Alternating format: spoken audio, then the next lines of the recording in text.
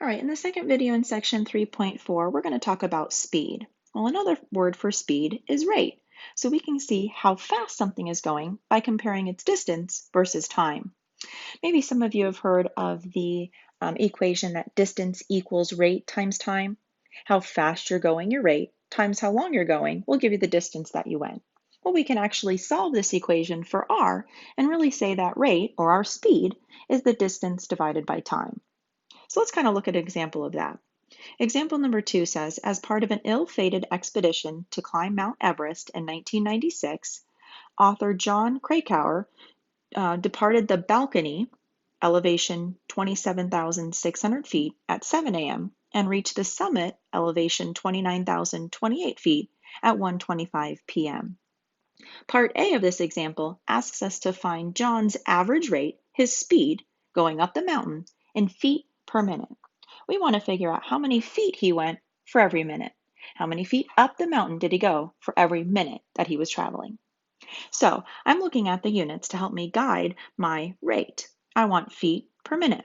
So I know I want feet in the numerator and minutes in the denominator. So looking at the information, do we know how many feet he climbed? Well, it looks like he started at 27,600 and ended up at 29,028 feet. We can find how many feet he went by subtracting those two values. Now, the next thing we want to do is figure out how many minutes he climbed. Now, it doesn't quite tell us how many minutes, but it does give us a time that he started, 7 a.m., and a time that he ended, 1:25 p.m. If he started at 7 and went to 1:25, he started at 7, went 8, 9, 10, 11, 12, 1. That's 6 hours and 25 minutes. We want to figure out how many minutes that is. So if he went 6 hours, and we know that there's 60 minutes in every hour, we can say that he really went 360 minutes. That's for 6 hours. But remember, he didn't just go 6 hours, he went 6 hours and 25 minutes. So we need to add another 25 minutes to those 360 minutes. So he really went 385 minutes. Okay, so now we have a certain amount of feet on the top, we have a certain number of minutes on the bottom. We can divide those and figure out how many feet he went per minute. I ended up getting 3.71 feet per minute. So he went did I say 371? I meant 3.71. 3.71, a little bit over 3.5 feet for every 1 minute. Okay, part B asks us to give his speed or his rate in a little bit of a different rate.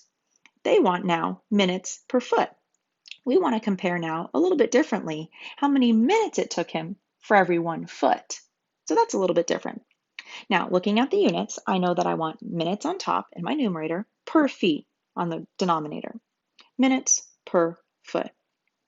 We already calculated in part A that it really took him 385 minutes, right? Also in part A, didn't we calculate that it really took him 1,428 feet? So it took him 385 minutes to go 1,428 feet. Let's divide that and figure out how long it took him a minute per foot. So it took him 0.27 minutes per foot. If you were to calculate that to better understand it, it would actually be about 16 seconds per foot. Think about that. Think about taking 16 seconds to walk a foot up a mountain. Think about how big a foot is, and think about how long 16 seconds is. Count 16 seconds. 1 1,000, 2 1,000, 3 1,000. Think about taking 16 seconds to walk up 1 foot of a mountain. Think about how slow you would have to go on average to walk 16 seconds per foot. Whew, he's going pretty slow, right? And it says ill-fated, so I don't know if he even made it. Bummer. But we can kind of use the information in that word problem to kind of calculate and look at the relationships of different units, different amounts, and look at their rates.